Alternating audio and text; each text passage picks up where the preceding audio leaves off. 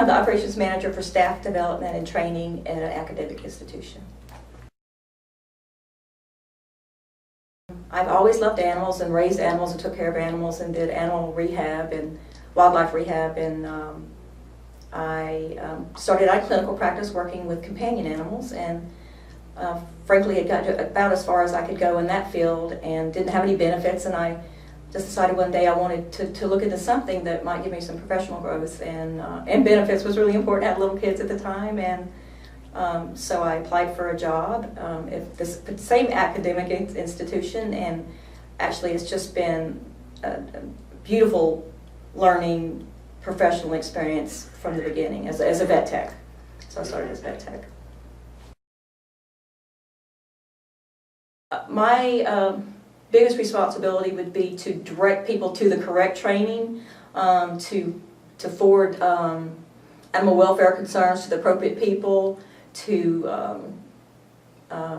mandate that the folks involved have the appropriate training, and we might be talking about everything from animal handling training to blood or restraint, blood collection or restraint training to euthanasia training. So just about any technique that that we might do at our institution.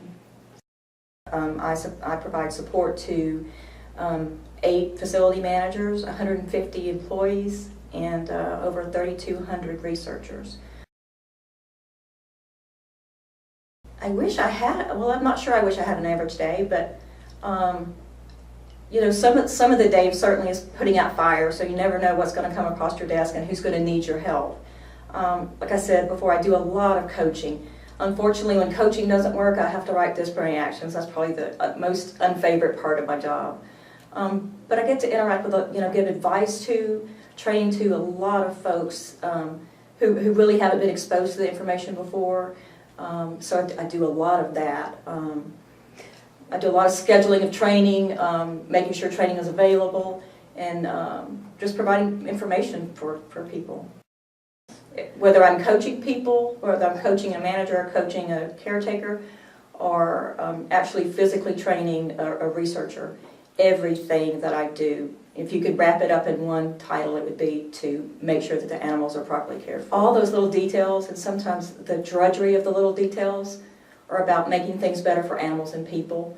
So there are times you can actually see that you've had that connection, you've been able to make that happen, and that's something you can't put in a paycheck.